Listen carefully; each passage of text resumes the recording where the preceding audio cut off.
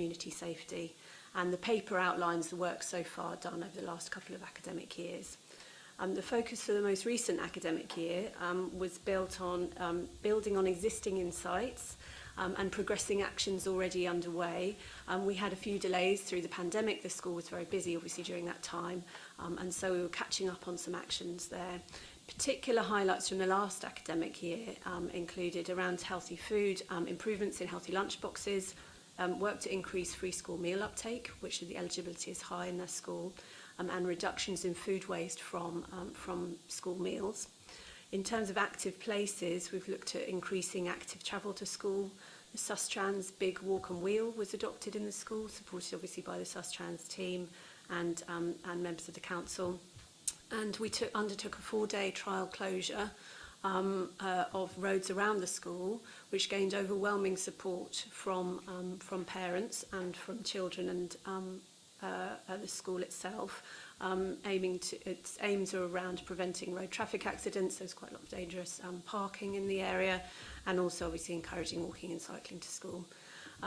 So the active travel team and Sustrans are looking at how we can work with the school to pursue that in the longer term. In terms of community safety, we've also made improvements to Arundel Park to improve the quality of the park. And when I say we, this is obviously a cross-directorate, cross-city initiative, so it really is the whole team working together to facilitate that. In terms of ongoing and upcoming projects for the current academic year, we want to pursue the healthy food line of doing some lunchbox and food workshops with parents, and also look to continue to increase for free school meal uptake in the school. In terms of clean air, we're going to pilot the smoke-free school gates in the same way that was done at a playground just around the corner, and smoke-free parks in the area. And in terms of active places, we're working with the University of Portsmouth to establish the first athletic skills garden in the UK at Lord's Court, which is in an underused, multi-used games area, just in the super zone area.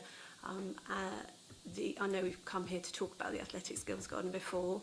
It's essentially an evidence-based playground that looks at facilitating good quality physical activity using the athletic skills model that enables 4 fundamental movements, physical activity movements: running, jumping, skipping, and so on. We've done some consultations with the residents in the area, led by the university, supported by housing, and which have informed the design, and the provisional launch is due to happen in the autumn or winter.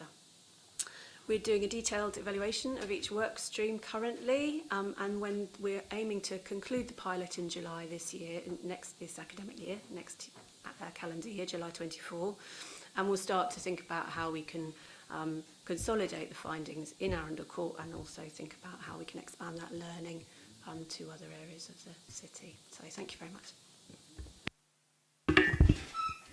Thank you very much, Dom. Any questions, comments? Yes. I'd just like to really welcome the paper and the proposal and the work that's being done. It's a real positive step forward, and I can't wait to see it rolled out further across the city. I am very interested around the no smoke zone, but specifically around the use of vaping. Will that be covered by that? Because we are hearing increasingly from schools very early on this term about the challenges being experienced both in primary and in secondary. Thank you, Sarah. Yes, as we all know, it's a really big issue, and understandably, actually, now governments are even taking a lead, which is fantastic. So there's lots of work going on nationally, regionally. I happen to chair the regional tobacco control group, so we're doing a lot of work, both initially, which has already been launched, and I think Amanda's come to the head teachers meeting. I haven't actually answered your first question, which is yes, it will be taken in. But we are launching and have been launching toolkits for schools to help support head teachers and staff to how to tackle, because I think people are quite confused. And the issue is it's quite difficult because there is, I think what people are hearing is a mixed message, although actually from a public health perspective it's quite clear. We are encouraging, and this is the problem, we are encouraging people to take up vaping as a stop smoking quit tool for adults, but unfortunately at the same time, because actually we do know, I know there's more evidence being undertaken or more research undertaken, but we do know that vaping for adults is less harmful. I'm not saying it hasn't got any harm, but less harmful than smoking. And the consequence of that, unfortunately, and we're obviously from a public health perspective, we're very anti the tobacco industry, and I'm just going to say that, not going to apologise for that, because they are marketing young people. They are using, you know, a bit like alcohol pops in alcohol, they're using the same approach. So sweet flavoured, cheap, disposable vapes which are being targeted and actually are being sold to children, unfortunately. And I would like to just say fantastic and well done to our trading standards colleagues in the council who've done some massive work recently and actually closed down a vaping shop as an aside, so lots of focus. But what we're trying to do is get that really clear message that we don't want and there is harm to children. So lots of work going on around comms for children, young people, comms for parents, but also toolkits for schools. And we'll await and see what the decision is, because there's quite a lot of lobbying from ASH, Action on Smoking and Health, as well as other, including the Royal Colleges, to ban disposable vapes, because the other aspect is the environment. And this will be the final thing I'll say. The environment, we know that litter, but we also know that there's dangers of vapes being crushed in the lorries collecting the rubbish. So there's nothing good about disposable vapes. So we await the decision from government. But we do include smoking and vaping, trying to work with schools to support not having it around the school environment. Thank you, Helen. And I'd just like to say the attendance by public health colleagues at the recent head teachers meeting was really well received, and the information around the toolkit was welcomed. Thanks, Sarah. So Lewis first. Thank you. Just to say from me how great this looks, and it just shows that, as we kind of say in health quite often, it's not one person's problem, and it just shows what can be achieved when something like this goes across directorate and through the whole council, what can actually be achieved. So it's really good to see. Linda? Yeah, I agree with what Councillor has just said. I think it's a fantastic programme. Are other schools looking and thinking, actually, we want to be a part of this? Are you getting interest from other heads? We haven't been promoting it so far, but in London, it's based on a London model, London Superzone, and we're in touch with the London Superzone network. And many schools, I think all boroughs now have a Superzone school, at least one in them. So we're plugged into that network and we're learning a great deal, and that is something that we would like to look at for the following academic year, because once we've come up with a model, it's obviously not a one-size-fits-all, but as a framework, it's definitely something that other schools may be interested in. Yeah, go ahead. Interested from a probation point of view, the reasons why people, the lower uptake of school meals than we would like, and if there's any role we can have in helping promote that with the adults under our supervision, then more than happy to help. Thank you. That is something that we've spent quite a long time thinking about. We're doing quite a lot of literature reviews on that. We're also doing our own research on that with both parents and with children. There's some really interesting work in Sheffield looking at opt-out for school meals, and we're talking to education about that. But definitely, if there's work that we can do with adults to try and promote the usefulness, obviously nutritionally very valuable, and in the current economic climate, it's an accessible form of healthy food for children at lunchtime. One thing we did find in the school lunchbox audit was that it wasn't just the quality of the food that was in the lunchboxes that was poor, but also the content was lacking. So just the volume, there was no food in the lunchboxes. So free school meals uptake is really, really important for us. Thank you. James? Thank you. I just wanted to place a note of thanks on the record to the University of Portsmouth and public health colleagues working with my own housing teams to bring to Landport the athletic skills garden or place. That's a fantastic achievement. As Dominic says, that will be opening in October, so we'll make sure there's an invite to all board members to pop along and have a look at it, with a view to seeing whether that's something that can be rolled out to other parts of the city. But first for the UK, first for Portsmouth, so real achievement, and thank you to the public health team and the university for driving that forward. Yeah, I'd just like to go on that point as well. I know we've been in a bit of competition here to make sure we get in first, so we can say we got the first one, because I think Sheffield are close behind. So the fact that people have been working together really hard to get to that point is not only good for the area, but it's good for that. And I know when I first was told about the when I was first told about the about this model, the athletic skills model, I actually guessed where it was going to go. Because if you've ever been into Lord's Court, that place is begging for something like this, and it will be fantastic. And it is just literally over the road from Arundel Court. Just on the other schools point that was made, I think one of the key things about this super zone area, of course, there's actually 2 other schools within the area anyway, because you've got St John's Catholic Primary and also St Edmund's Secondary School. Which is something that means that as tangentially they're getting the benefit of this as well, and on the cusp there's also another 2 schools as well, literally just outside Portsmouth Academy and Art Dickens Primary. So it's these kind of happenstances that we have that is really positive. But I know all the hard work that's going on with this, and this was interrupted by the pandemic, so myself and the then Cabinet members for Transport, Traffic and Transportation and Environmental Services went along to the school many years ago now, pre-pandemic, so it'd be sort of 2018-19 sort of time. And all that initial stuff to do with that, and it was very much about listening to them. So that's what this is all been about, and it's a really fantastic project. So thanks so much. You finally got your to present to us, and as you can hear, it's very well.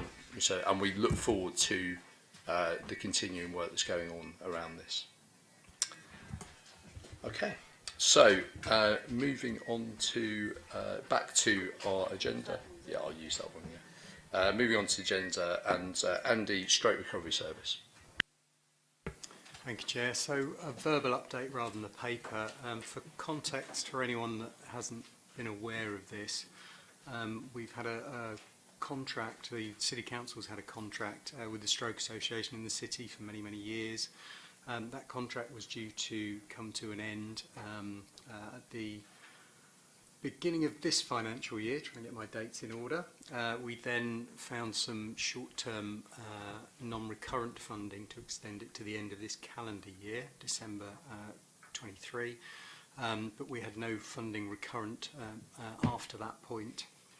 Attracted quite a lot of interest locally. It's very fair to say it's a very well-received service in Portsmouth. It's a very personalised service in Portsmouth, but the City Council aren't statutorily obliged to provide this type of service, and we'd seen NHS England publish a model for a stroke recovery service to be funded in ICBs that included engaging with voluntary and community sector. So we're not funding the end of this calendar year. There was a discussion within Cabinet of the administration found some short-term monies to extend that contract until the end of December next year, December 24. We have a meeting coming up with Stroke Association colleagues, Leader of the Council and Cabinet member, to have a discussion about how that works, how that configures. And we've got a reply, I think, coming to us from our colleagues in the ICB centrally around how the stroke model as recommended by NHS England will be configured across Hampshire and the Isle of Wight, but also how that impacts on Portsmouth.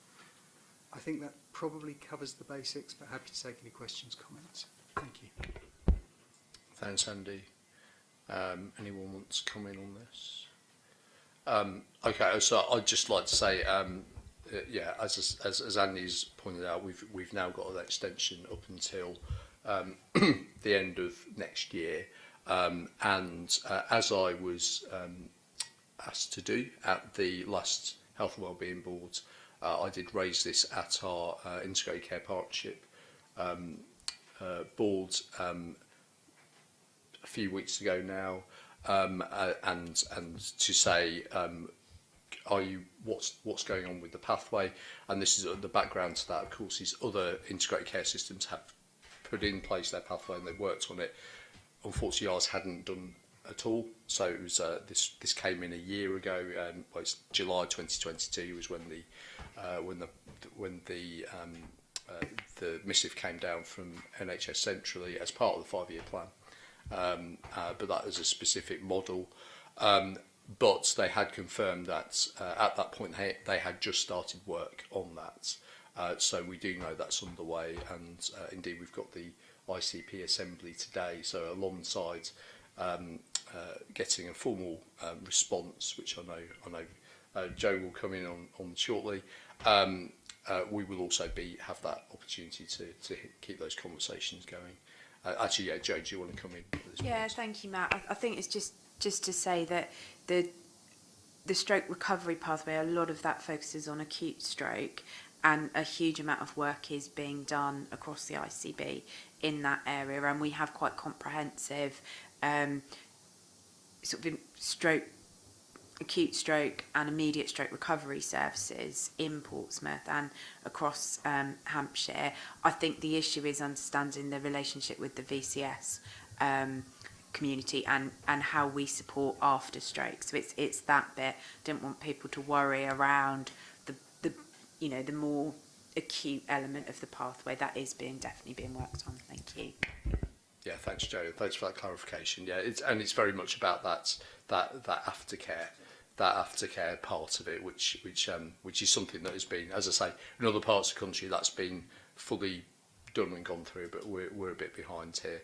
And as Andy said, so there's a meeting we've got on the 23rd of October with the Stroke Association, and we very much and they've been very positive actually. Once we've come through and said about extending to the end of next year, they've been really positive about working with us locally, and therefore also about how we can then work across Hampshire Isle of Wight as well.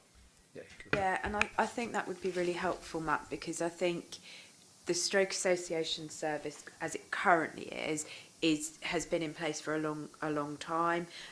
A lot of our wider VCS service and our community response services have changed, so I think this gives us an opportunity to test what we need in that area and how we develop that service. So really happy to work with Andy and our integrated teams to develop that.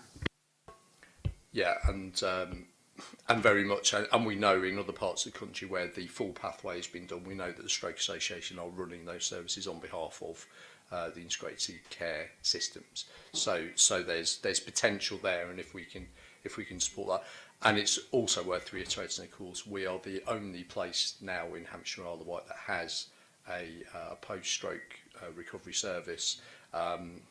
Southampton, Hampshire haven't had one for a very long time, and Isle of Wight's stopped funding theirs earlier this year. So it's very much a case of while the work is important for Portsmouth because but we've got a service in. Actually, in many ways, the work that's going on now with the ICB is really important for those areas where there is no specific recovery service, and it's all very sort of it's not always clear, and that's one of the things, of course, is for a lot of people in stroke recovery that there is a lot of things out there, but sometimes it's not particularly clear and not very person-centred, and that I think is what we really be hoping that would come out within the pathway as has been mandated nationally. So thanks very much for that, Andy. And as I say, we'll I think we'll probably do another update after we've had the meeting on the 23rd, and also we'll keep people up to date in terms of where we are with that pathway. and I know that HOSP, Health Overview Scrutiny Panel, had an update from Andy last week about this, and I know they're keeping track, because the one thing that there is the concern about is we're just pushing it back to the end of next year and then there'll be nothing. But the whole point about having those conversations is that we are doing that and being proactive about it. Okay, so moving on to Health and Care Portsmouth Joint Forward Plan. Joe, back to you. Yeah, thank you. And thank you. The paper you've received sets out the updated Health and Care Portsmouth forward plan that we've talked about over the year. It sets out the priorities for us as Health and Care Portsmouth around that integrated commissioning and delivery model. It's overseen by the Health and Care Portsmouth Partnership Board, which have signed it off, but we recognise it's really important to keep the relationship with the Health and Wellbeing Board and make sure that the delivery plan, if you like, around health and care services configuration is meeting the wider health and wellbeing strategy of the city. I think page 42, our plan on a page, sets out the interrelationships neatly, both with in relation to the health and wellbeing strategy, but also the ICB and ICP strategy. So the ICP strategy, and the ICB 5-year forward plan, the priorities within those.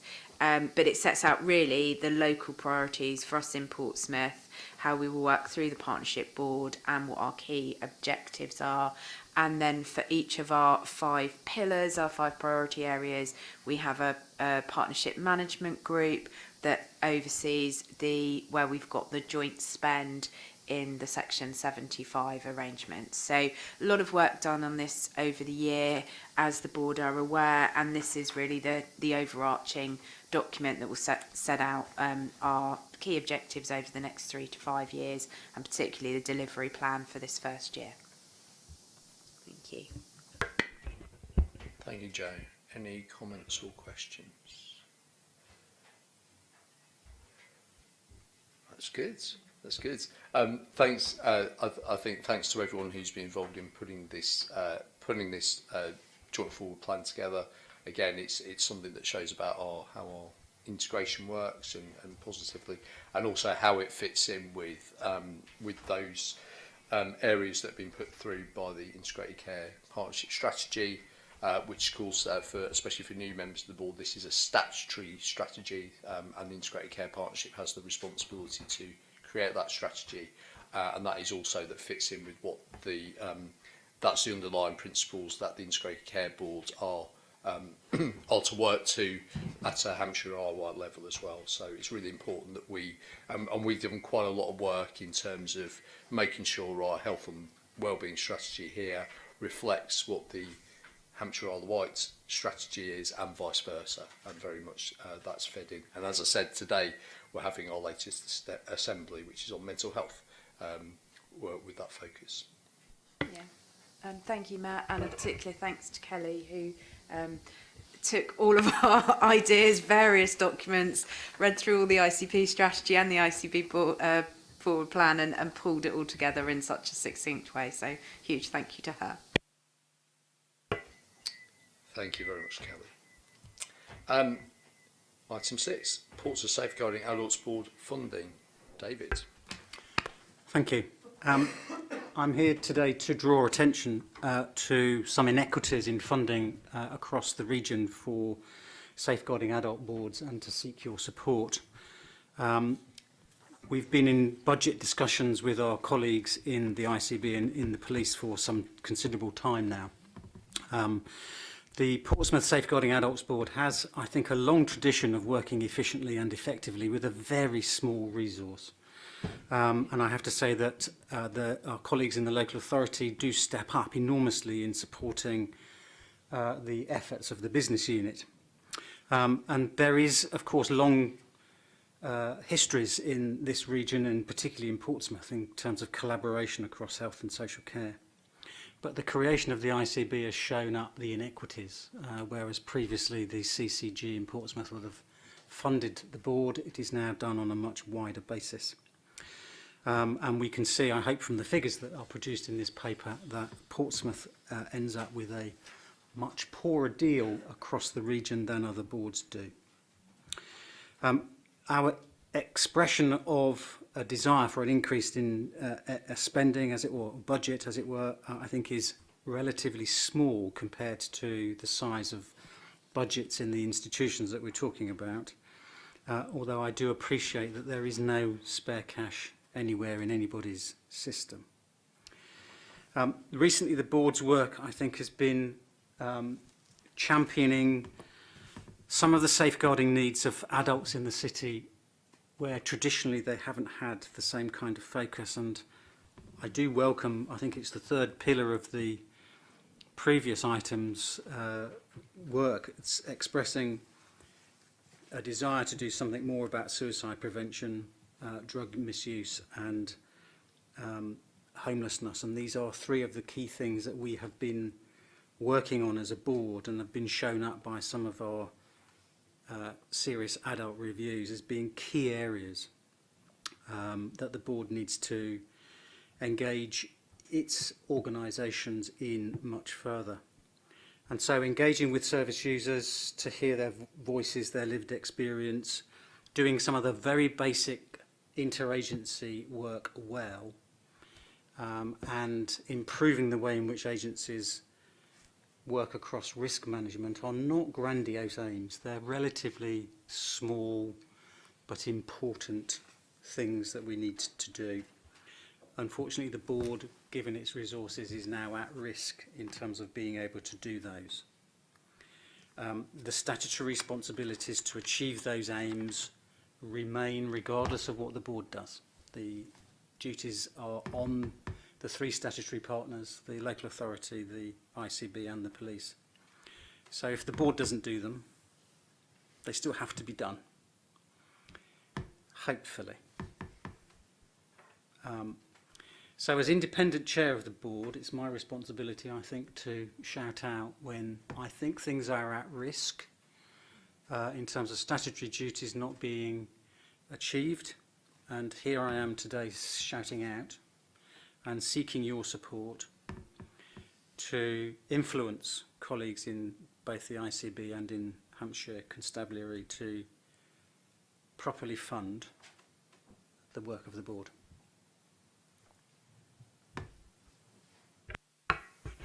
Thank you. Thank you, David. Any comments or Andy? I guess, unsurprisingly, I offered David full support in that. I think what the board's done, and I'd go back to an emphasis what David was saying earlier, I think what the board's done over the years is work incredibly effectively with a very, very small budget, and has managed to meet its duties in terms of safeguarding reviews, has managed to do some quite innovative work in terms of learning reviews where we weren't obliged to hold a safeguarding adult review, but we held it nonetheless because we felt there was learning. And recently what we've seen is some incredible feedback both from our practitioners who have experienced the death of one of our residents through safeguarding issues, and from the family of that resident who were part of that learning review, who were in the room with our practitioners learning together. That kind of work, you know, doesn't cost a huge amount of money, but it does. There are inevitable costs that we have to do that kind of work, and I think it's something. I guess I'd reflect, both as a social worker and a director in the city, but also I think we'd reflect as a city, is something we'd all want to see. That's something, when we want to make learning meaningful, we all produce action plans from things that go awry, but the actual meaningful pieces of learning are the things that we remember. And those kind of things where we're sitting together in a room with the voice of the person because their family was there, those are the things we remember and we learn from, and then we teach other people, we spread those ripples. I think it's also, we had a fantastic experience last calendar year when we did an annual conference. The board did an annual conference, and again we heard from people with lived experience. They were front and centre, and the feedback from both those of our residents with lived experience and all of our staff, because it involves staff from all across of our city, was really, really positive. And again, we did it on a bit of a shoestring, but it does cost money. And so I guess what we're asking for in this extremely challenged financial environment is to the minimum to enable us to keep doing that work. As it stands at the moment, if we had to commission another safeguarding adult review in this financial year, we couldn't do it. We don't have the money. And that's not something I think as a city that we would want to continue to perpetuate. Thank you. Thank you. Terry. Thank you, Chair. I think it's important to mention that part of my role is to ensure that the police do the job that only the police can do, and you've heard me speak about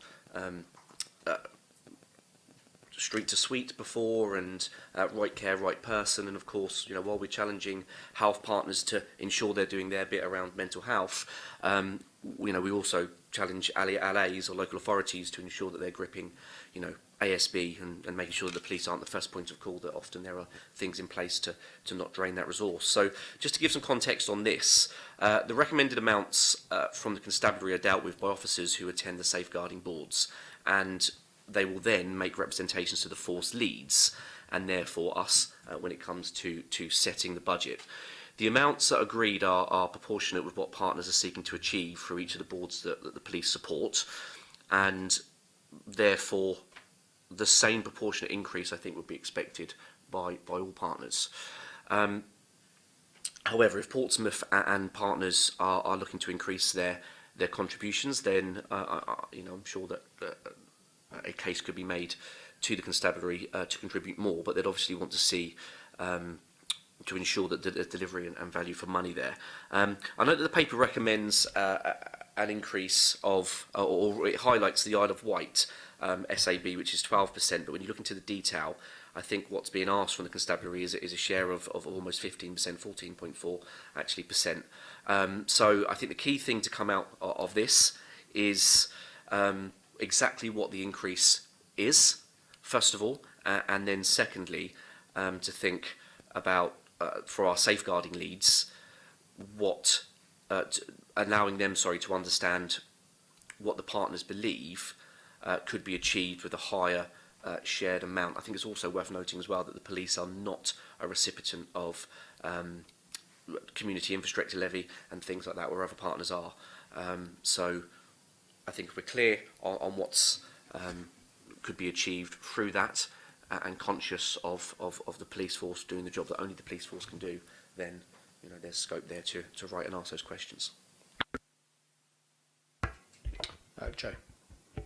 Thank you. And just similar position for the ICB, really recognise the challenges for the Portsmouth Safeguarding Adult Board, but I think what the work over the last year has done is highlighted the variation across all 4 safeguarding boards.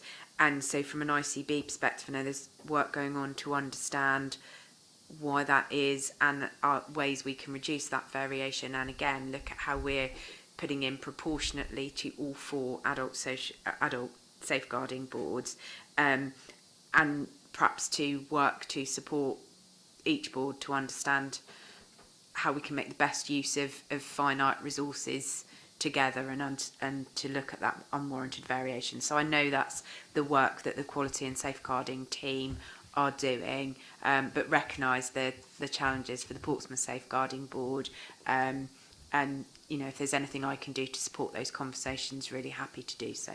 Thank you. Yeah, please. I was just going to add, as a member of the board, and absolutely rightly, if the board is asking for additional finances, then we all as agencies want to understand what that increase in funding will bring. But just very mindful at the board that we were reflecting on that we're at a stage now where some really good work is being done on the goodwill of a small number of individuals that are doing that above and beyond their normal roles.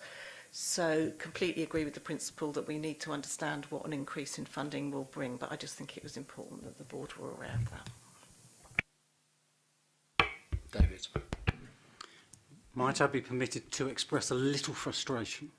Because I think we're in a very different set of circumstances in respect of budget setting, where we're setting out activities that we might want to achieve with a specific resource. What I'm saying to you as your independent chair of this board is that your statutory duties are not being done, and that it isn't a question of seeking to express what can be done with some extra funding. It is actually achieving the statutory duties. The business case has been laid out several times to all of the agencies.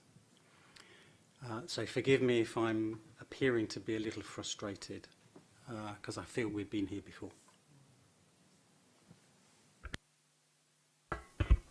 Thank you, David, and thank you everyone for their contributions. I think looking at taking on board some of what has been said, I think if we look at on page 2, the difference in and page 2 and 3, the difference in funding between what the Portsmouth Safeguarding Adults Board and the others is, and indeed there are some anomalous things, the fact that Southampton Safeguarding Adult Board budget is larger than Hampshire's, which is interesting in itself, but the fact that ours is so much lower than anyone else's, including the Isle of Wights, really says to me, well, if you think that those boards are doing a job and managing their statutory responsibilities, then us with a significantly lower budget per head of population, especially compared to Southampton and the Isle of Wight, then that really points to me that we really should be increasing this across the board. I'd like to pick up on the safeguarding conference last year. That was a wildly successful conference. It was wildly successful. The attendance was absolutely maximised. We were in, we filled out the room. The engagement there was outstanding. And actually, if we're talking about what benefit does it have to certain organisations, especially the police had a very prominent role in that conference. And I think one of the most important things about that was the fact that the awareness that the whole of the safeguarding community in the city had about what is going on and what the police are doing, which would not have been possible in any other forum or context, because it really made it aware to the wider safeguarding community. But if we don't increase our funding for the Safeguarding Adult Board, then we're not going to be able to do that kind of conference again. And that's, therefore, you're not going to get the benefit of that across everywhere. So, and then, as Andy was saying about the Safeguarding Adult Review, if we're not able to do that, we are not fitting our statutory responsibilities. And that's a real concern. So I'm very happy to support the recommendations. I think we have had various meetings. I know it was a meeting, unfortunately I wasn't at the Safeguarding Adults Board last week as I wasn't well, but I do know that we've had various meetings where we've been going through about the business case, etc. But I do think that we need to do this swiftly, and the partners, as I said, Adult Social Care has made it very clear we are happy to go with the increase, but we need to do it in conjunction. There's no point doing it if we're not doing it in conjunction with the others. And it does affect everything, because we're not just talking about Adult Social Care and health and the police, but we're also talking about all of those organisations, especially from the voluntary community and social enterprise sector, many of whom are commissioned by Adult Social Care, by health and by the police to do work, that they have that ability, and they have the ability to behave and do safeguarding properly within their organisations, and of course in the wider community, in our community as a whole, to empower our residents in whatever context they're in to be able to properly do safeguarding. So I'm proposing to support the recommendation, and which is to write to Hampshire and the Isle of Wight Constabulary and Hampshire Isle of Wight Integrated Care Board to request that they set out their formulas for funding the respective safeguarding adult boards in their area, and how they intend to enable the Portsmouth Safeguarding Adult Board to meet its obligations in 23-24 and 24-25. Is everyone happy with this? And if we need to take a vote, I can understand that. I'm just going to bring in Sarah first. I just wonder if it would be helpful for us to contribute by sharing the formulas across the children's safeguarding partnerships across the Hampshire Isle of Wight footprint. We've had recent discussions, but actually looking at this in the stark kind of position of Portsmouth, we are not in those positions across the HIPS Safeguarding Board for Children, and I think we need to look at those two together so that we can look at modelling in the same way. Okay. So would you want that in the recommendation to have some? I think it would be a sensible way forward. I cannot understand how the Portsmouth Adults Board is in this position, considering need, etc., across the cities. And I think we are in a better position in terms of the formula for children's perspective. It feels fairer. It's not ideal, but it's fairer.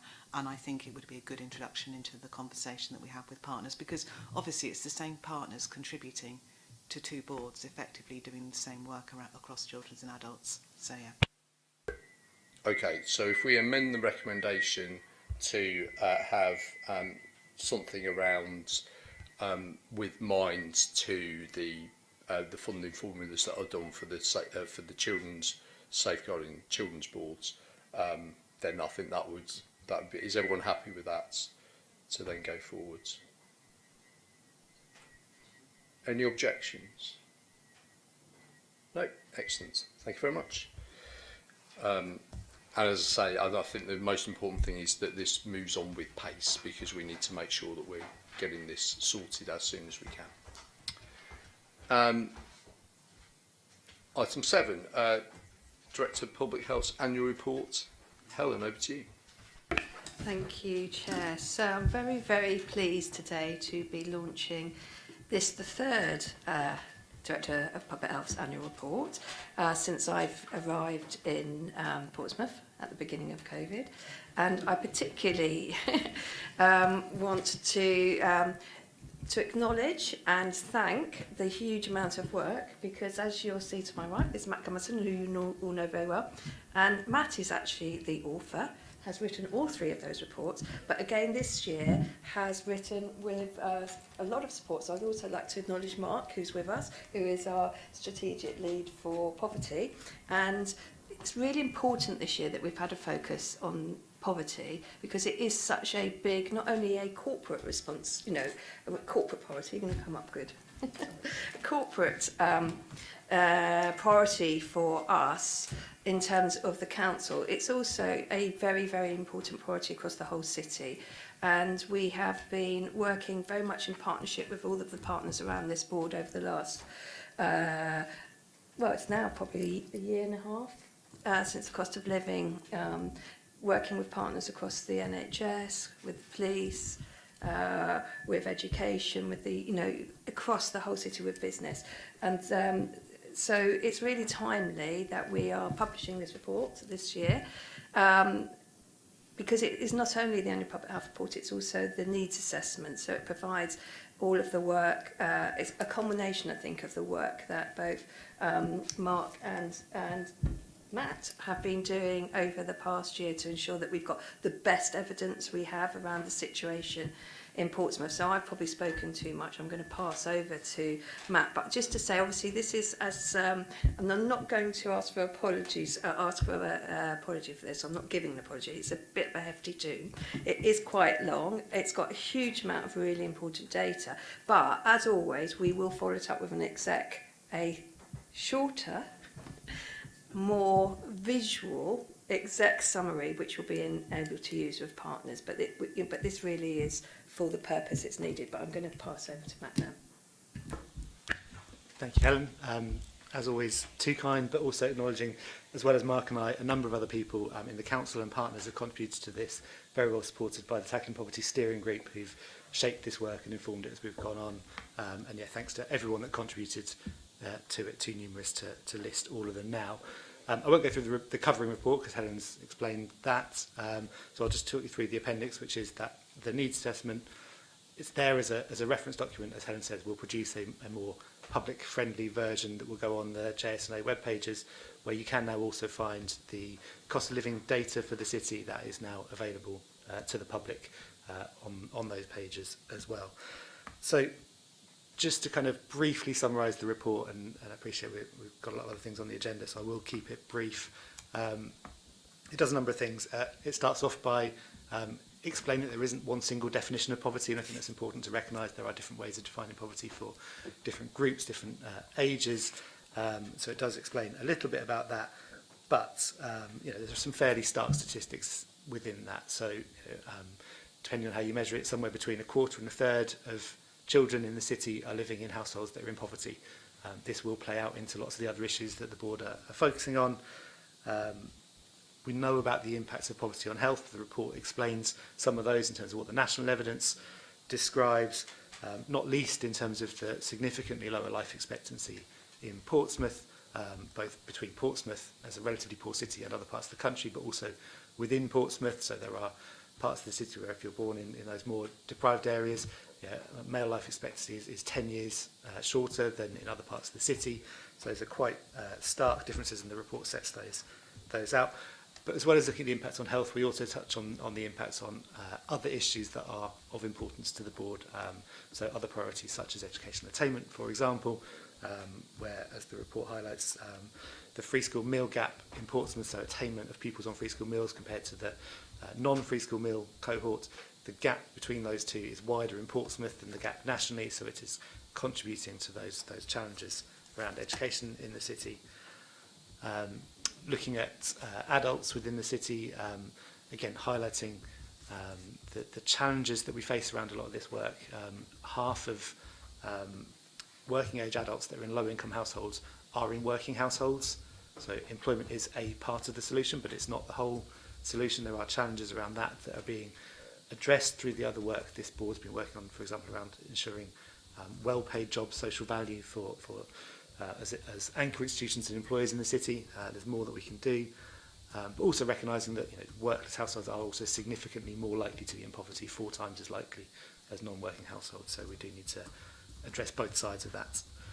The report summarises the data on cost of living. As I said, there's now publicly available data on that, but we've been using that to inform the council and partners' response over the last year. As Helen says, the key thing with the cost of living crisis is that it has both brought in significant numbers of new people being impacted directly by poverty and by the cost of living that were not previously affected. That drives in additional challenges for services across the range of things in the city, but also acknowledging that it has affected those who were already vulnerable, already poor, most. So it's made things worse for those that were already vulnerable prior to the cost of living crisis. The report also describes that we know this is going to be a significant ongoing challenge, at least through this winter. This was not a crisis that happened last winter and has now gone away. It is going to continue to be an issue for the foreseeable future, as I'm sure you're all very well aware. Section 3 of the report briefly kind of gives a kind of overview of the efforts, historical and current, to tackle poverty in the city, led by Mark and colleagues. It includes, I think, some really powerful case studies, just a couple of case studies in there from our cost of living support worker, Lynn, who does a great job working with people who come into the help desk for the cost of living work and need additional support. I think those stories just kind of really paint that vivid picture of what this means to people, but also the value of the support that the council partners have put in place. We also look at some examples from other places, so looking through national evidence around what's good practice from other places around how they're tackling both poverty and the cost of living crisis. And we've tried to highlight those areas that lots of the things that other places are doing, we're already doing. So we haven't duplicated those, but we have tried to highlight some of those areas that other places are doing that we think have potential, that could be things that we want to look at in Portsmouth going forward. Just one example, for example, was around putting in place data sharing agreements to ensure that all low-income households in the city are on social water tariffs. That's something that one other local authority has done, something that we could explore here. Section 4 is called Stakeholder Views. It tries to bring in the fact that there are a lot of people who have contributed to this and will continue to do so. So the Tackling Poverty Steering Group, yourselves as a board with your focus on poverty as a priority in the health and wellbeing strategy, It's a council priority, it's a member priority, and we would describe there the commitments the council's making going forward around that, highlighting some of the events we've run, and again, very much the Royal We, colleagues Kelly and Paddy that organised the cost of living conferences last winter that really helped to bring together people in the city to understand how the support that we need to put in place, what the voluntary sector are already doing and the impact that's having, and some of the further work that we plan to do. So at the Tackling Poverty Steering Group, John Attrell, the Learning Disability Champion, highlighted that we don't know enough about the specific impact of the cost of living, for example, on people with learning disabilities in the city. So we're doing some research around that over the next few months. And we're also doing some work with community researchers. We've secured some external funding. So people from one of the food banks in the city and from Home Start to do research in the community around how cost of living is impacting that will further inform this work going forward. The conclusions of the report really just ask for partners to continue to support that system-wide focus on this. It's not a kind of an issue for Mark. It's not an issue for the council. It's an issue for the whole city, and we need to maintain that focus. It impacts on everything else that we want to do around improving health and wellbeing in the city. And if we don't get this right, then we'll continue to see those same problems going forward. We've put in place some recommendations that draw on the Faculty of Royal Society for Public Health's recommendations last year, kind of saying what those look like for Portsmouth. But we will also take this back through the Tackling Poverty Steering Group and the Council's Cost of Living Group, and it will come back to this board as a poverty priority at the next meeting. So we'll pick up some of those plans for the winter at that meeting. And I will stop there. Others who've worked on it, if you want to add anything, please do, but otherwise very happy to take questions on any of that. Thank you very much, Matt, for that very comprehensive overview of, as Helen said, it's a long report, but a very, very important one. Any comments or questions? Kelly? Thank you, Chair. Just wanted to reinforce, I think, the importance of the poverty theme in our health and wellbeing strategy. As Matt said, it's come back at the next meeting, but just to alert that today a significant report has been published by the Centre of Mental Health that actually picks out the importance of deprivation and poverty on mental health in the broader sense, and again picks up those linkages as well around some of the issues such as housing, wider social isolation and things that we've identified in that wider strategy. So I think it's just making really clear that this just brings together so many of those threads and just reinforces how important it is that we keep going back to those underlying causes, the causes Matt was highlighting.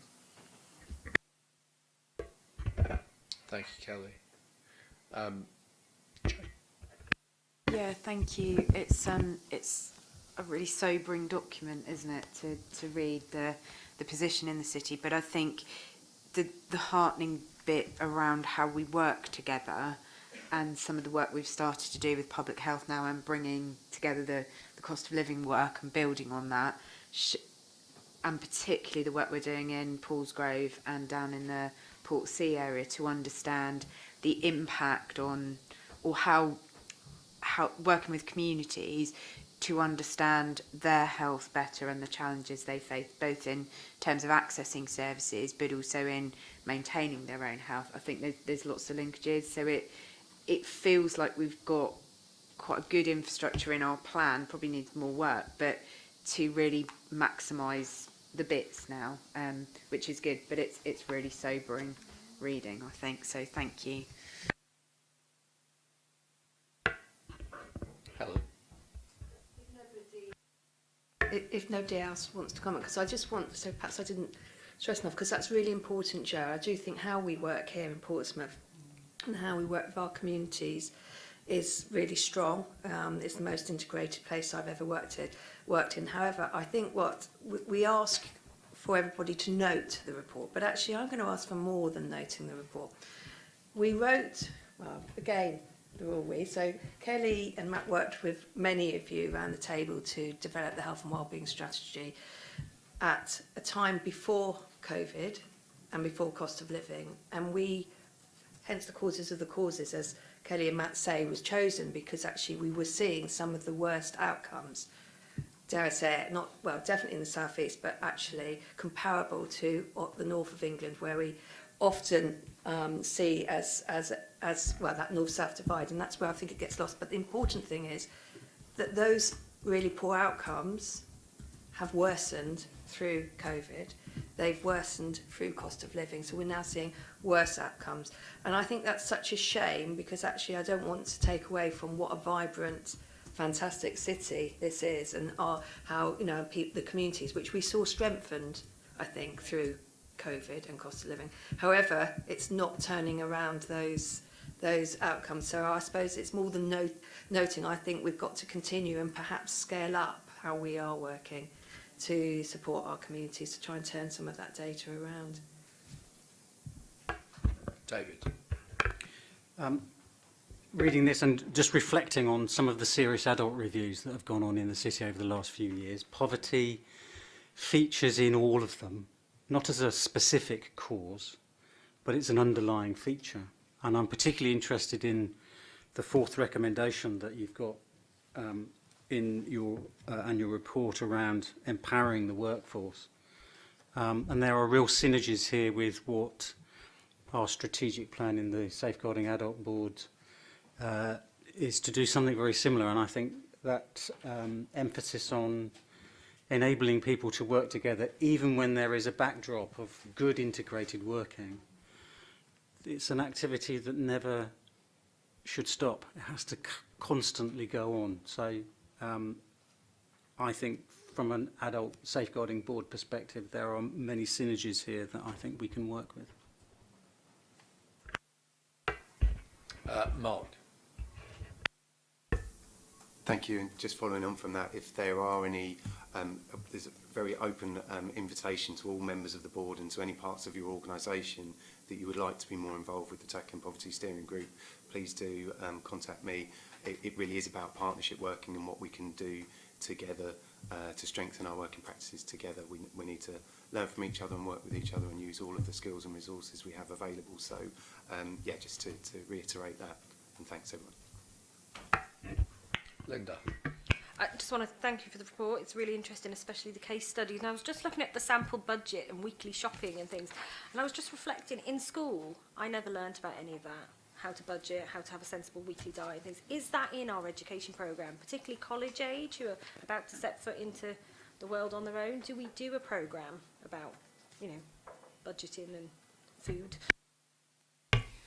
Some schools do and some schools don't, and it will depend on the individual school, and I think that's a piece of work we need to think about going forward in terms of that, but it's around not just the children, it's around the parents and that home environment as well. And I think it's how we reach out from a public health perspective to our families as a whole and what opportunities we have in the city to do that. I mean, it is a really sobering read, and I think it just reinforces for us around the table what we are seeing and feeling every day in respect of the outcomes for our children and families in the city.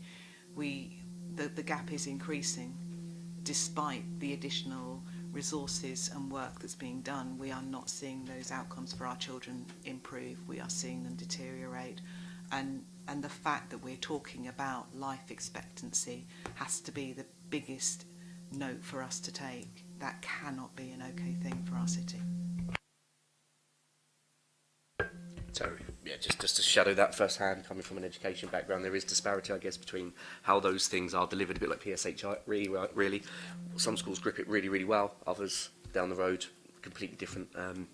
And we see that, I think, through what I see in policing, you know, when it comes to things like, you know, county lines education and criminality and healthy relationships. Some schools really do grip it well, others not so much. There is a bit of a disparity, to shadow what Sarah said there.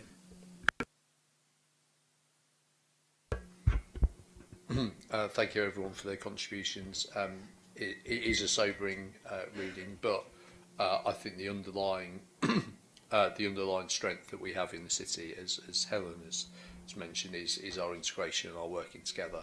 And I have no doubt that things would be significantly worse if we weren't doing what we're doing. And so that is one of those things where it's about how important it is for us to keep up those that integration, the working together. When I was a sport worker a few years ago now, I knew Mark in his early days as a tackling poverty coordinator, working with across the voluntary community social enterprise sector, working with local churches, with all the food banks and everything, with the food bank network, and even at that stage, having so back in 2016, having everyone working towards a common goal and looking at best practice is the best way that we can navigate our communities through what is this extremely difficult circumstance at the moment in particular. And just to reiterate as well that when we've presented to the integrated care system about the way that we're approaching our health and wellbeing strategy, using the causes of the causes, of which poverty is very much one of those causes of the causes, the way that has been understood and accepted as being something that is quite different, really does go to show that we're on the right track, but we have to really pull everything together to make sure that we alleviate as many of these things. And indeed, the biggest thing is about preventing these in the future. So if we can do things now, and so that kind of thing with budgeting with those young people now, when they become adults, that means that hopefully you're going to get less of that in the future, because that's a preventative measure that we can take. So thank you so much for the report, Helen, and Matt and the rest of the team who've put this together. And it's one of the key things about having a theme on a Director of Public Health's annual reports, and this is very timely, and really I think this should be spread far and wide for people to have a look at, and no matter what organisation you are in the city, whether you're a statutory organisation, VCSE, whether you're a business or any other sort of organisation at all, to have a look at this and see what you can do to fit in with those recommendations. So thank you very much. Item 8, Sarah, Portsmouth Strategic Youth Justice Plan 2023 to 2025.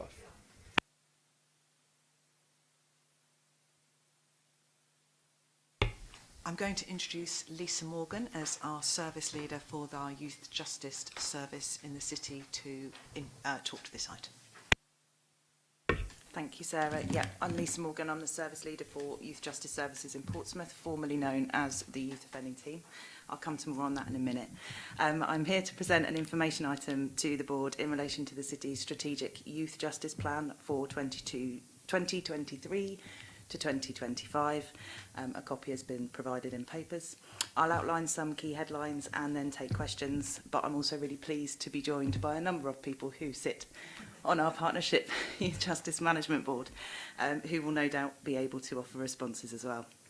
So firstly, for context, the production of the annual Youth Justice Plan is a legal duty. It is a requirement for each local authority in England and Wales to do that. And in Portsmouth, the decision has been made for us to create a 2-year plan and review that at the annual midpoint, in the hope that that will support longer term planning and more sustained and sustainable success.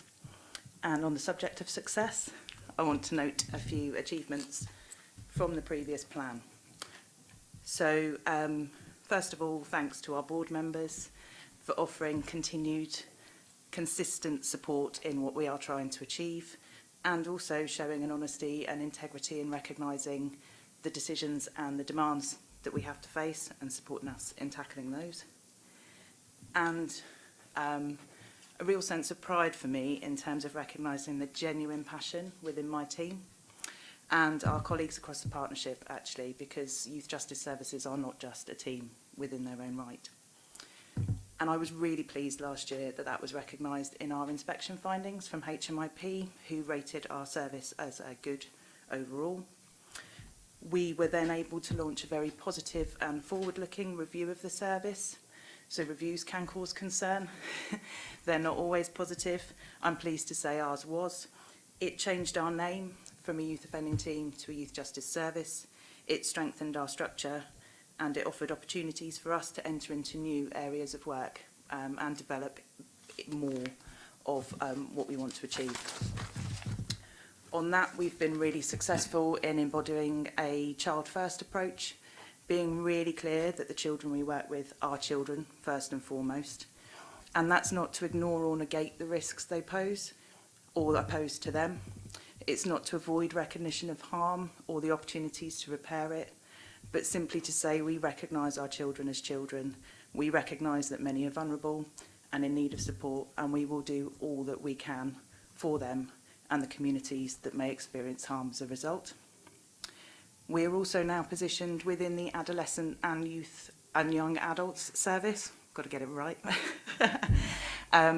That's been a really exciting development over the last 12 to 18 months. We are increasing our opportunities to collaborate across teams within that service, joint working with Edge of Care, substance misuse, supporting your futures, and we are starting to really pull together now as a wider management team and look at the opportunities to maximise our resources and our delivery across those services.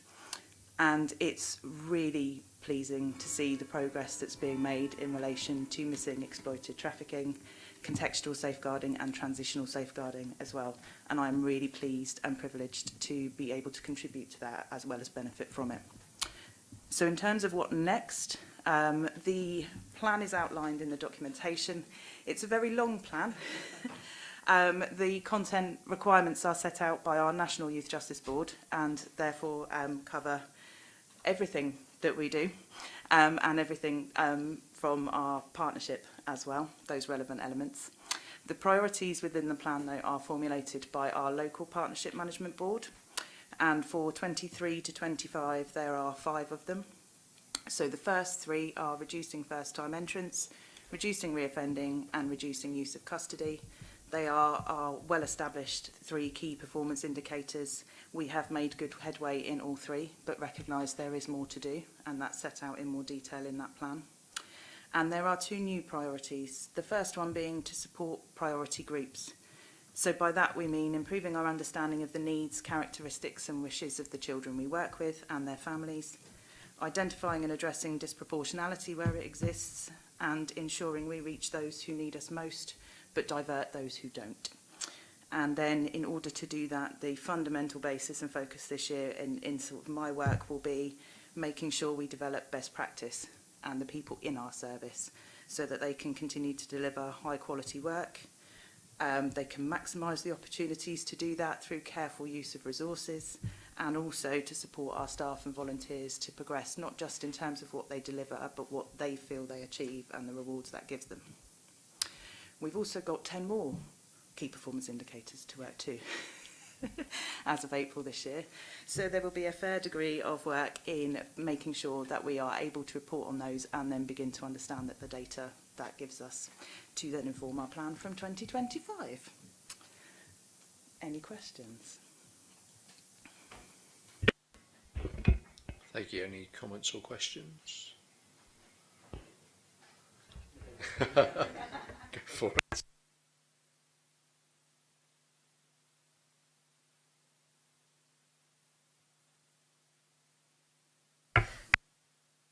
Just a comment from me, really. I think we part fund you, so it's great to hear some synergy in terms of the language being used, particularly around recognising children as children first, and that's fantastic. Not to steal the constabulary's thunder, but that the force have a really good child-centred policing policy that really focuses around that, treating children as children first, and part of that, I'm really pleased to say, when it comes to safeguarding, is extending through to age 24, recognising that 18 to 24, that key developmental age, is crucial, where a young person's habits are potentially the risk and the threat and can link to criminality. So some really, really good work there, and love the synergy around the language. Thank you. Hi, thanks. Yeah, I suppose I picked up on your point really around that it's recognising the vulnerability but also the harm, and certainly from the roles I've undertaken, even those that cause the greatest harm have significant vulnerabilities that have led them to this place. So I think, you know, we as the police recognise that we can't lose sight of that sometimes, you know, and I think it has been lost, and looking at, but actually we also recognise it's not for us to solve these problems, and we do need that broad partnership approach, because a lot of the triggers that take people down this path are steeped long before. So I think, yeah, it's really good to sort of see, as Terry has said, that child-centred approach, and fully supportive of it. Thank you. Thank you, everyone. And yeah, I think my only contribution on this was it's again about partnership working, about bringing everyone together, and say that's what we do very well in the city, and long may that continue. And thank you so much for everyone involved in putting together this report. It's very detailed, and it's and I know if Susie was here, she would be sort of raving about it as well. So I really appreciate everyone's contributions on that. So we'll then move on to item 9, back to Helen, health and wellbeing strategy, positive relationships. Thank you. Sorry, you've got me again. However, I just want to acknowledge I might be speaking to this paper, but I also want to again acknowledge all of the hard work, both from Kelly, I think Hayden and Matt, in pulling the paper together, but more importantly, not more importantly, as importantly, sorry, all of the people who have actually done the work that's within this paper, and I'll give you a few examples of those. So you'll all know that positive relationships, we talked a lot about our strategy priorities today, but it was one of the big one of the big priorities of the health and wellbeing strategy. And I'm just going to give you a quote because I think it really aligns with everything we've been talking about today from the strategy. So connectedness with each other, family and community underpins many positive outcomes. We call this social capital. Evidence shows that communities with high levels of social connectedness have longer and happier lives and are less dependent on public service. So we know that some of our biggest challenges, many of which we've spoken to today already in Portsmouth, from things like school exclusion, adults with complex needs, social isolation in older people, all of these things, that's just a few examples, really are underpinned by the fact that we don't have perhaps as strong community connectedness as we could. So the report highlights just some of the significant work, and I'm just going to give you a few examples. There's so many in the report, and hopefully you have had a chance to read it. But lots and lots, and I think this is, again, what we've talked about today, lots and lots of work is already happening in the city. I just keep, the work with care leavers, the VOG work, Violence Against Women and Girls strategy was signed off at our June meeting, the new domestic abuse strategy being developed. We are working within the ICP. One of the priorities is around social isolation, social connectedness. So that's some work that we're doing across the NHS and local government. There's so many. Adult social care, I don't want to upset anybody. Adult social care's work particularly obviously around independence, wellbeing, community connectors, strengths-based approach, which again there's so many of those we've heard about in children's services as well. So all of that work, particularly around that restorative practice, the children's and adult safeguarding. Homeless, I want to say this one because actually we are looking to get the funding for this homeless healthcare team, and particularly around ensuring that those who are with complex needs, homeless, substance misusers, are getting the support they need, not only about housing, mental health, as well as primary health care. So these are really good examples, and I think you'll see in the report we've got kind of data, where are we now, but also examples of this fantastic work. However, we also, so with all that in mind, we want to continue to progress this work. We want to ask the board now to identify any other areas of work. So you don't think, we'll have a conversation hopefully, but you don't have to do it all today. But any other pieces of work going on in the city that should be brought into this positive relationships umbrella. And we want to kind of share the knowledge, but also what interventions, see if we can connect some of that work more closely to this strategy. So we're particularly keen to get partners' views on ways in which we could bring this work together so it's more than some of its parts, and I think that's a theme for today. And we've got a few ideas, from having a conference, workshop, but also things like shared comms campaigns. So how can we use the might, because that's the whole purpose of the Health and Wellbeing Board, how can we use the might of all of our partnership working, all of our organisations, to actually strengthen this work? So really, that's because we want to accelerate it. That's the key word, accelerate. So we've got a particular focus, I'm just going to put it out there, that we feel that one of the areas which was, and I talked about it last as the example, changing futures, the complex work with adult piece, would be a good focus perhaps for our next. So between the formal meetings in public, we have the informal meetings where we actually can come together and have a focus. So we'd quite like to take that area as a focus of one of the next meetings, because actually I feel that although there is good work, it isn't perhaps, or it hasn't necessarily, because when did we agree as a priority? I think it was in 2019, 2020. So how much is that progress? Could it have progressed faster? Because yes, we're trying to get some of that for you, through now in terms of funding opportunities, bidding, etc. We have had COVID in the middle of that period, and we've obviously had cost of living, but how can we now accelerate that piece of work? So I'm going to open it up to everybody, if that's okay, Chair. Are there any other areas we've missed? And I think Kelly would like to come. Go ahead, Kelly. Thank you, Chair. Just in terms of collecting some of those examples, exactly as Helen said, we know there's loads in the report, and we also know that's really partial in terms of what maybe other partners are doing, some of the other strengths we'd want to bring through. I think one of the real values of collecting it in this way is that we get to show both what we're doing in Portsmouth, but I think really importantly for all the work we've highlighted around integration and the way we work in Portsmouth. So actually some of this is around how is it that we're building the really positive relationships within professional groupings and between organisations, which obviously is the basis of some of the relational stuff. It's not always just about how we transact with service users, but it's how we work within ourselves to resolve those issues. And I think the more that we can use this as a way to highlight this is the way we work in Portsmouth as much as this is what we do and what we deliver, I think there's also a huge value to that in terms of playing the Portsmouth approach into some of the other forums. Thank you, Kelly. Anyone else want to come in on this? James. Yeah, I would be happy to participate in terms of the housing service and those bits that sit within my directorate. And I think it's a good focus. The one thing I just want to kind of encourage us to do, and perhaps that forum is the place to do it, is to continue to take a whole system view from all of the agencies of those that we've been talking about today, because whilst I completely agree that we are very integrated in this city, we still have a tendency to carve up our residents in different cohorts.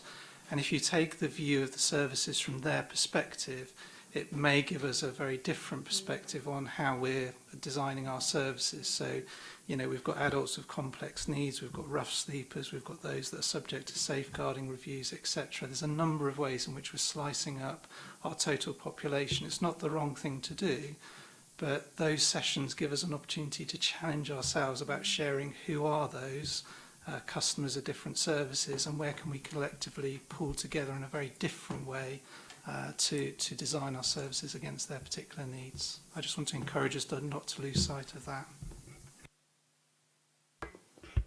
Thank you, James.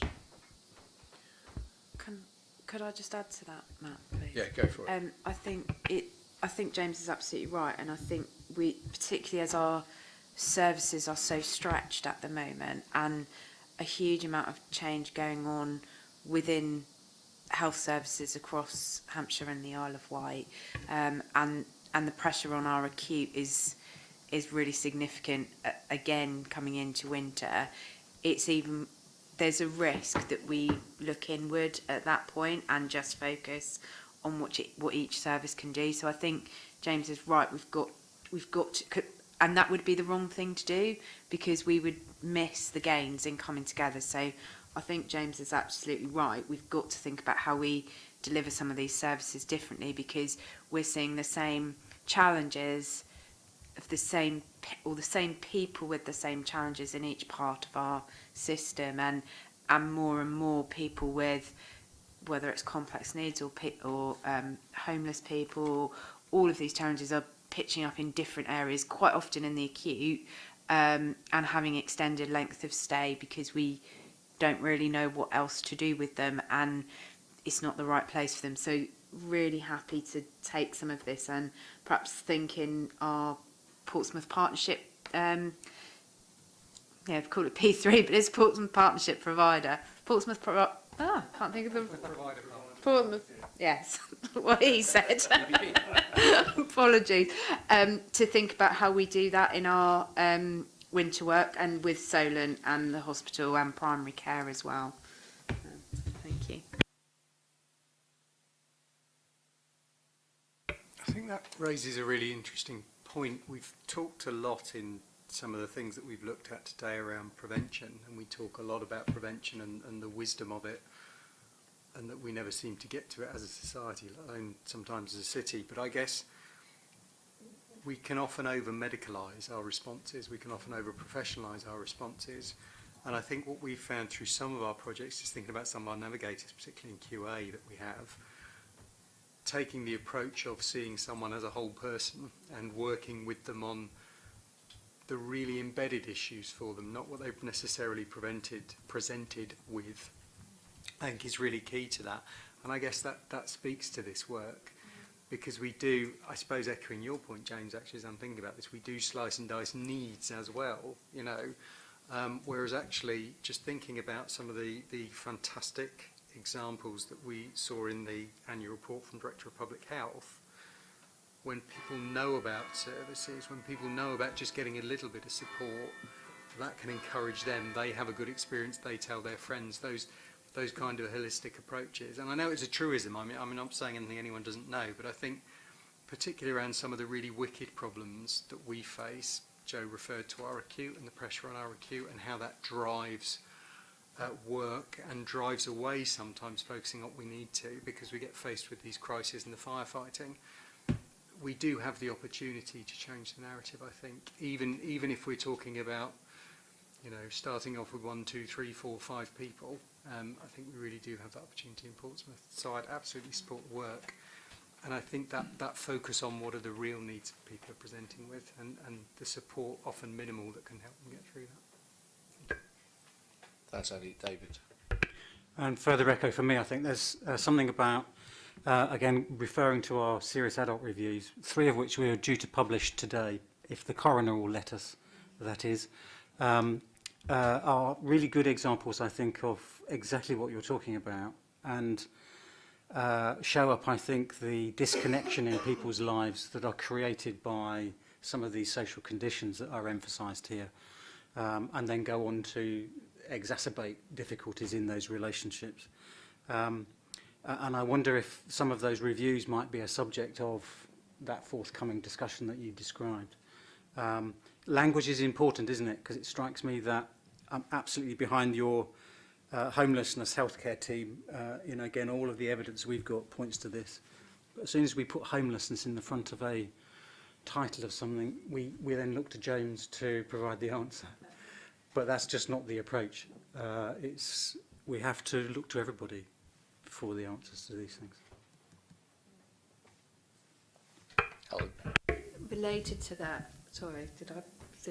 David, I think it's really important actually.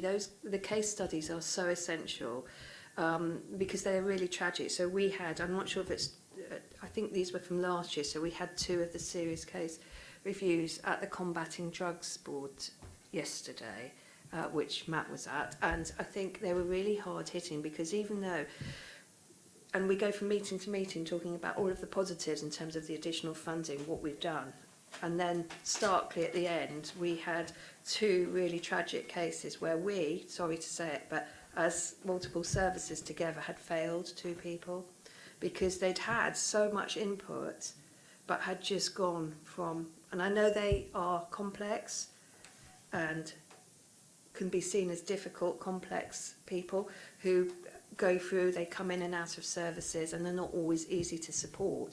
However, it really showed tragically how we just failed them, really. And it was, I think it's really important to see those case studies. So I think a really good example if we start that meeting, because you then are reminded of how what we're doing really impacts on people's lives, and in this very sad case, deaths as well, 3 people. Yeah. Sarah. I think underlying all of this as well is our workforce, who work endlessly, tirelessly, and are really relational focused. And I'm really thinking about schools at the moment, the challenges that they're facing in terms of the kind of amounting pressures within their system, but the commitment to be relational, to understand the needs of every child that walks through the door, to ensure they're forming those relationships, to ensure that their school is inclusive, and wherever possible that they're addressing the trauma alongside everything else before they even get to the point of providing that learning. And I think that workforce, as one part of our section, is how do we make them more resilient, and how do we reinforce the importance of the relational piece while recognising the additional pressures. We're talking about the acute services as well. How do we keep our workforce strong enough to do this work, because it is a bit of a battleground out there, and I think it can be one of the first things that goes. If we're not looking after ourselves, if we're not feeding ourselves, if we're not sleeping well, our relationships start to crumble and our reactions and responses are not what we want them to be. And I think to bring that into that conversation would be a really helpful piece as well. Back to you, David. One of the things that came out of the conference that you described, that the board put on last September, was the numbers of frontline practitioners who were talking about vicarious trauma. And so there may be something in positive relations that is also about directly appreciating, supporting, repairing, if you like, some of our frontline staff.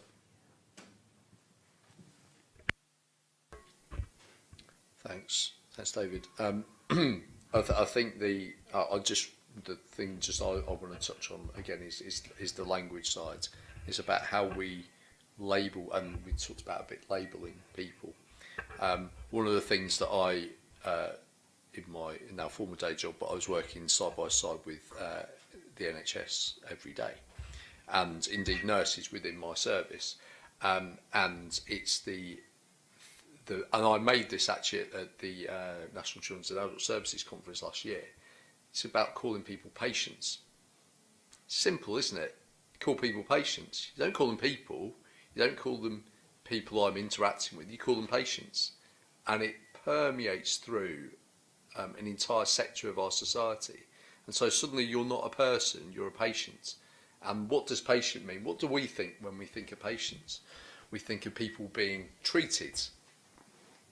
Now, even if that's someone who's going to see their GP or going to hospital, maybe for a checkup or just some kind of general well-being or whatever it might be, the way that an entire sector of our society deals with them is calls them patients, and that just completely changes the way that you don't think of them as a person, a wholly rounded person. They're a patient.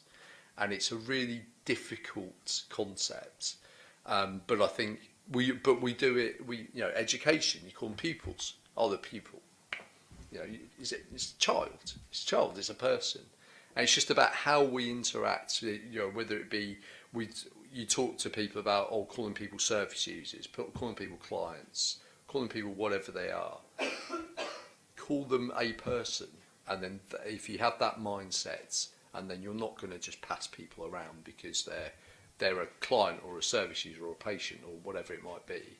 They're a person, and you think of them holistically. And it's always just stuck with me. And I don't want to have a particular go at the medical profession, but it is just something that it's so permeating. Whenever they talk about who they deal with on a day-to-day basis, it's a single label, and it really just, I think, potentially take away from just looking at them as a whole person, because of course for anyone else they're dealing with, they're not patients, they're people. So if you're working together, the other people working with them are going to see them as Mrs. Bloggs, and then unfortunately within a certain sectors they just think of them as a patient that needs treating. So I think language can be really key. So we've got 3 recommendations about this. So we've got about note the activity underway across partners in the city to support positive relationships and developing relational capital. Consider whether there are other case studies that could be usefully shared across partners to build knowledge and effectiveness of the interventions. And consider if there are areas where further development or acceleration of work could be beneficial. So is everyone happy with those recommendations? Fantastic. And thank you again, everyone, for putting together that and all the work you're doing across all our organisations, and I'm sure we can all come up with additional case studies and examples and work even better in the future.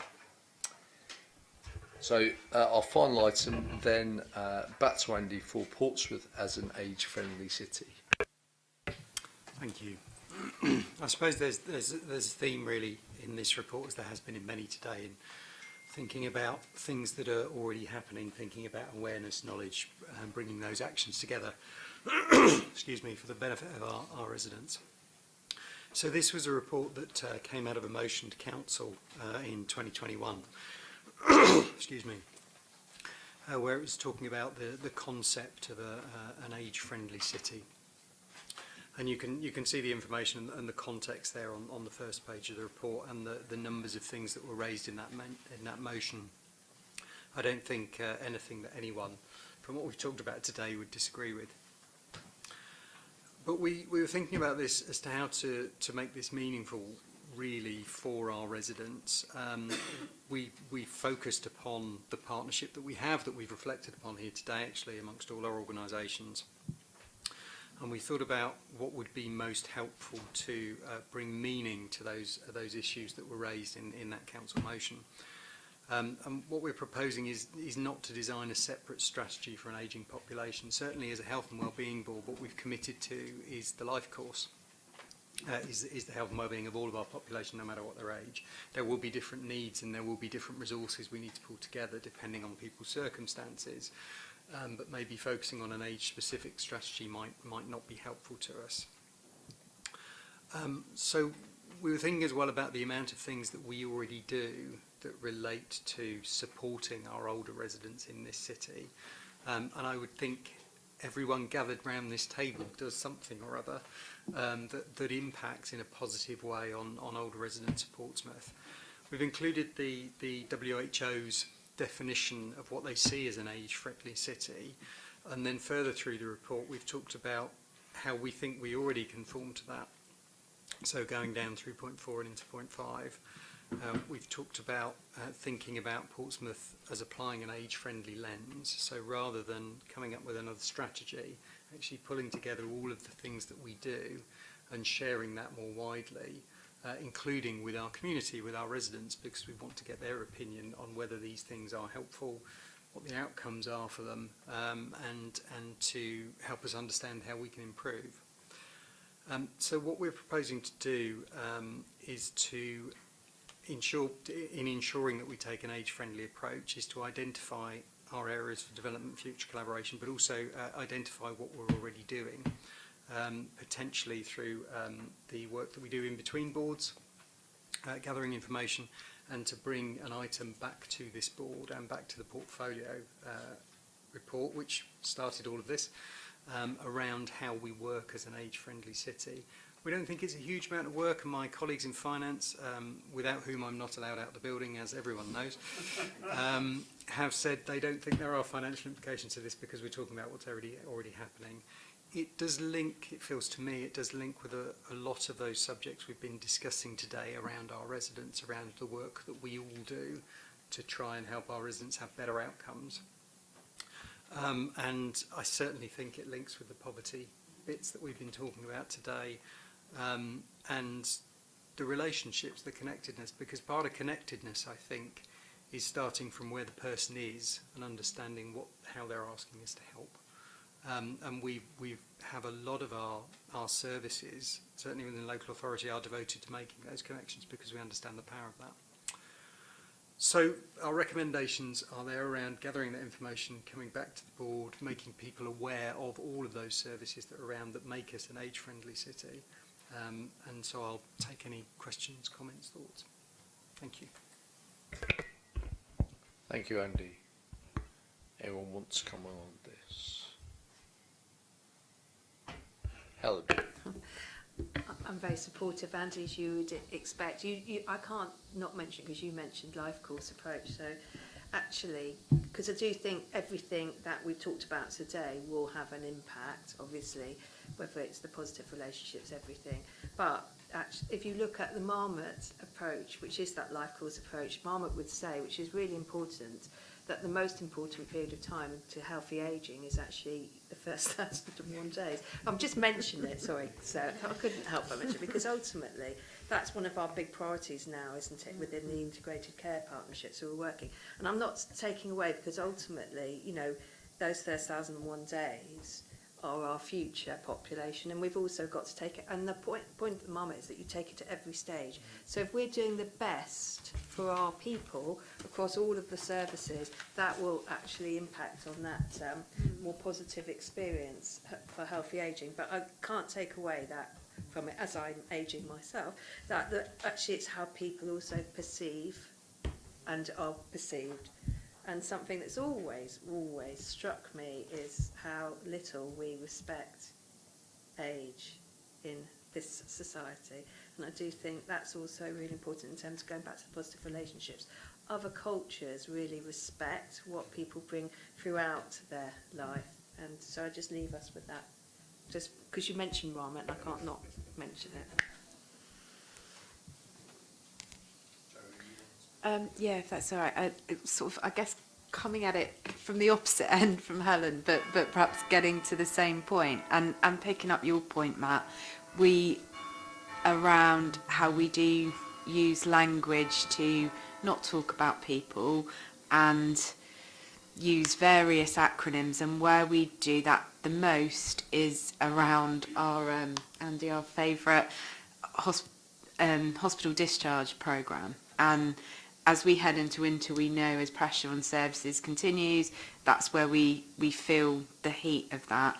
And that's often where we get most into, sadly, numbers rather than people. And I just wonder, we're talking a lot about how do we do that differently, and where we need to share risk across the system differently.